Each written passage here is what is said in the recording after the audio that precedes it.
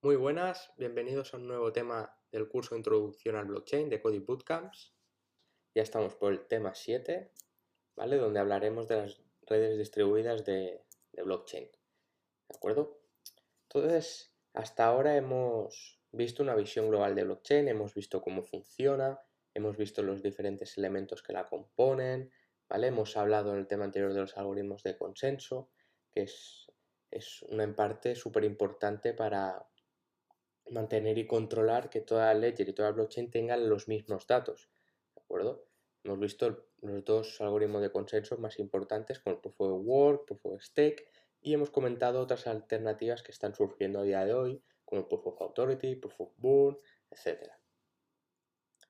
Entonces, en el tema de hoy hablaremos de los tres tipos de redes que actualmente conocemos, o cómo se clasifican los tres tipos de redes actualmente.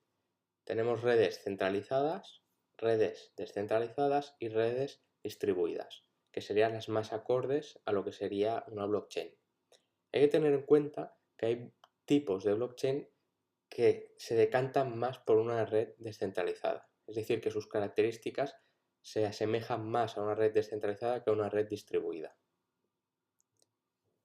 Entonces, para empezar a hablar de redes, vamos a empezar a hablar de la red a día de hoy más conocida y más popular, que más se utiliza, que sería la red centralizada.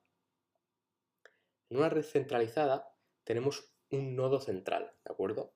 Un nodo autoritario, que es el encargado de controlar y gestionar toda la información o todos los datos de esa red, ¿vale? El nodo central será el encargado de enviar y transmitir toda la información a los nodos receptores, ¿de acuerdo?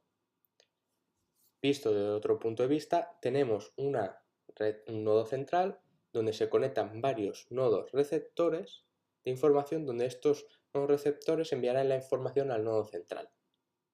Verá que es una estructura que a día de hoy es la más utilizada y más conocida. Tenemos un servidor central donde se conectan diferentes nodos periféricos, ¿vale? Que únicamente se conectan a este nodo central y lo que hacen es enviar, recibir datos conectándose siempre al nodo central. Entonces, ¿qué pasa? Este nodo central, como sabemos, es el punto más débil, porque si este nodo central cae o sufre algún ataque, toda la red se va a ver afectada, ¿vale? Otro ejemplo sería, si el nodo central se desconecta, la red queda inactiva, inexistente, ¿vale? Porque todos los nodos o ordenadores periféricos a esta red central no generan valor, no dan funcionamiento a la red, únicamente se encargan de enviar y recibir datos del nodo central, ¿vale? Por eso mismo, un ataque al nodo central de una red centralizada implica que la red quede inactiva, ¿vale? Por eso, una de las características que tiene este tipo de red es que es muy vulnerable a este tipo de ataques. En el mundo blockchain, sabemos que se utilizan gran parte redes descentralizadas, redes distribuidas, pero por ejemplo, Ripple se podría considerar una red dentro de una red blockchain, una red más centralizada, ¿vale? Porque hay decisiones para su control que estén centralizadas en ciertos nodos, ¿vale? Ripple tiene este tipo de funcionamiento, por eso podría ser una red más centralizada dentro del blockchain. Entonces vamos a continuar hablando de el siguiente nivel, ¿de acuerdo? Que serían, por ejemplo, las redes descentralizadas y las redes distribuidas. ¿De acuerdo? Una blockchain básicamente, por norma general, se ejecuta en una red distribuida, pero tenemos ciertos casos de ciertas blockchains que se ejecutan en redes descentralizadas o más parecidas a las centralizadas, como hemos visto con Ripple. En el caso de proyectos o criptomonedas como Dash o EOS, están más centradas a una red descentralizada que una red distribuida, ¿vale? Una red distribuida, tal y como se define, sería, por ejemplo, la red de Bitcoin, ¿vale?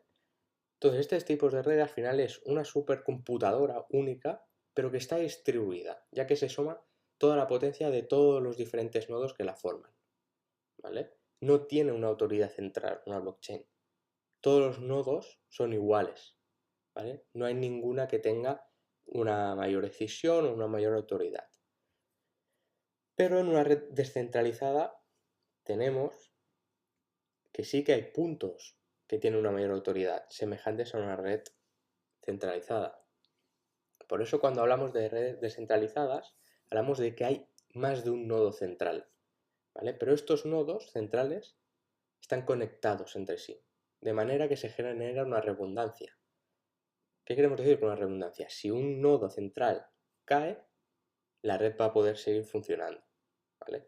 Hay redes como Dash o EOS que funcionan siguiendo más estos principios, ya que tienen unos nodos que realizan unas ciertas funciones. Si estos nodos se ven atacados o vulnerados, pues estas funciones se dejarán de realizar correctamente. Entonces, una vez tenemos nuestra red descentralizada con nuestros nodos centrales, a estos nodos se le van añadiendo otros nodos periféricos, que se pueden conocer o se suelen llamar como los nodos hoja, ¿vale? Y únicamente lo que hace un nodo hoja es enviar información a un nodo central, ¿de acuerdo? Y el nodo central va a enviar la información a otro nodo central, de manera que este nodo central lo va a ir retransmitiendo o transmitiendo a sus diferentes nodos hoja, ¿vale? O sea, volvemos a hacer un pequeño resumen de lo que sería una red descentralizada.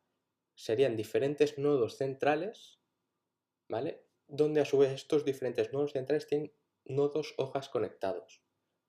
La información se envía, se recibe por los nodos hoja hacia un nodo central y el nodo central siempre está conectado a otros nodos centrales, de manera que se envía esta información a los otros nodos centrales y estos nodos centrales la envían a sus nodos hoja.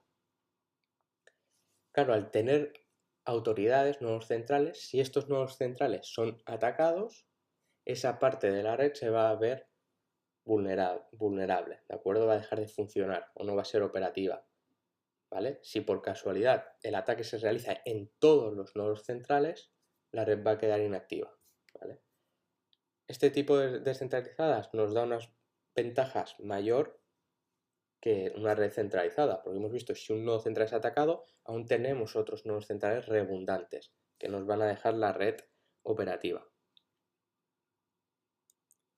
Y por otro lado tendríamos ya el nivel máximo de distribución, ¿vale? O de red, que sería la red distribuida, que es una red que no tiene ningún nodo central, ¿vale? O sea, no tiene autoridad.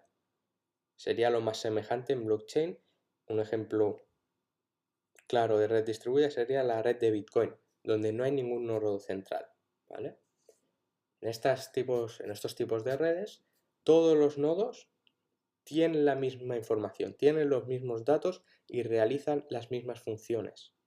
Es decir, si un cambio en la base de datos, como puede ser la ledger o añadir un bloque en una blockchain, se va a transmitir y sincronizar con todos los nodos, ¿vale? Gracias al algoritmo de consenso. Entonces, cada nodo se comunica con el resto de nodos con una comunicación peer-to-peer, ¿de acuerdo? Como hemos comentado, al no tener ninguna autoridad central, todo este tipo de redes son las más resistentes, ya que tenemos una copia de toda la información en cada nodo, en todos los nodos, y todos los nodos pueden acceder a la misma información, de manera que si cae un nodo, el resto de la red aún está activa, ¿vale? Por este motivo son mucho menos vulnerables a ataques. ¿Qué pasaría si desconectamos un nodo de esta red? Pues no afectaría mucho, sí que tendríamos una red con un nodo menos, pero cuando este nodo se vuelve a conectar, la información se vuelve a sincronizar con el resto de nodos, de manera que este nodo volvería a sincronizar y tendría la misma información que todo el resto de nodos, ¿vale?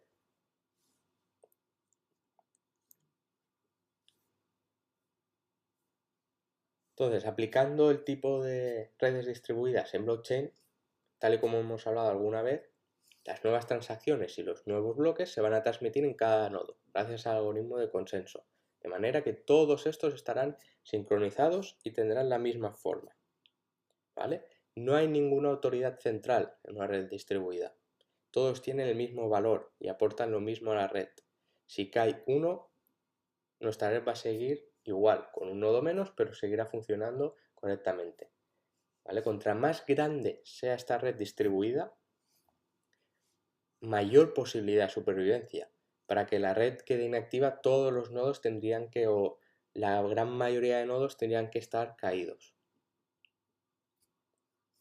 Entonces, cuanto más grande es nuestra red distribuida, más copias de los mismos datos vamos a tener. De manera que el fraude cada vez va a ser más difícil. ¿Vale? Si yo tuviera solo una red distribuida, si me ataco un nodo y modifico la información y los datos, ya tendré uno de 3 que han sido vulnerables, ¿vale? Pero en cambio, si tengo una red distribuida de muchísimos nodos, esto va a permitir que si me cae 1, 2, 3, no sea un mal tan grande como si lo tengo en una red más pequeña. Por este motivo, contra la red distribuida es más grande, aún es más solvente, ¿de acuerdo? Entonces, ahora que hemos visto básicamente por encima los diferentes tipos de redes que tenemos, redes centralizadas, redes descentralizadas, redes distribuidas, y qué diferencia hay entre ellas y qué funcionalidad nos da cada una, vamos a hacer este ponte a prueba, ¿vale? Así que os dejo un rato para que lo contestéis, parar el vídeo, porque ahora continuaré con las respuestas. Vale, espero que hayáis podido contestar las preguntas. Entonces vamos a ello. Primera pregunta, ¿quién es el propietario de una blockchain pública? La respuesta es que nadie es el propietario de una blockchain pública. Nadie tiene la autoridad de controlar una blockchain pública, como puede ser Bitcoin. La blockchain pública es controlada, gestionada por toda la comunidad. ¿Vale? Vamos con una pregunta de verdadero o falso. Blockchain se ejecuta en una red distribuida P2P. Sí, la gran mayoría de blockchains se basa en una estructura de red distribuida peer-to-peer, ¿vale? Como puede ser Bitcoin.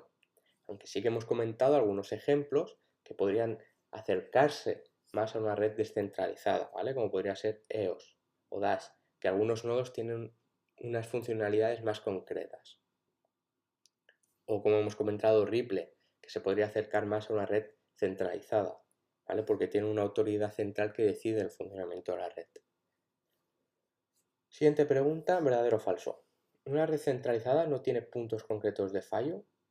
Esto es falso. Una red centralizada tiene un punto concreto de fallo, que sería el nodo central. Si nosotros atacamos al nodo central, conseguiremos dejarla inactiva, ¿de acuerdo? O sea, el punto concreto de fallo de una red centralizada sería este nodo central, ¿vale? ¿Verdadero o falso? ¿Las redes descentralizadas tienen nodos centrales redundantes? Correcto, o sea, sería verdadero. Hemos dicho que las redes descentralizadas, la ventaja sobre una red centralizada es que tiene varios nodos centrales conectados entre sí, de manera que si un nodo central cae, aún la red sí que quedaría activa. Continuamos con otra pregunta, ¿verdadero o falso? ¿Las redes distribuidas no tienen nodos centrales? Sería verdadero. Una red distribuida no tiene nodo central. Todos los nodos son por igual, ¿vale? No hay ningún nodo que ejerza de autoridad, ¿vale? Por eso es una característica tan importante para una red blockchain. Sí, y siguiente y última pregunta, ¿las redes distribuidas son menos vulnerables a los ataques? Correcto. Al tener una red donde todos los nodos son iguales, si un nodo es atacado, la red aún será activa, será solvente, ¿vale? Entonces, una red distribuida es menos vulnerable a los ataques, ¿vale? En comparación con otras redes como la centralizada y descentralizada. Entonces, a continuación, en el próximo tema hablaremos de blockchain y la relación que hay con una base de datos, ¿vale? O, visto de otra manera, ¿qué diferencia hay entre una blockchain y una base de datos? Que como una base de datos actual tal y como la conocemos. Pues son dos conceptos muy similares, pero que tienen sus diferencias, ¿vale? Se pueden tratar como diferentes conceptos. Aquí tenéis algunos cursos sobre Coding Bootcamps que hemos comentado en otros temas. Y muchísimas gracias y nos vemos en el próximo tema. Hasta luego.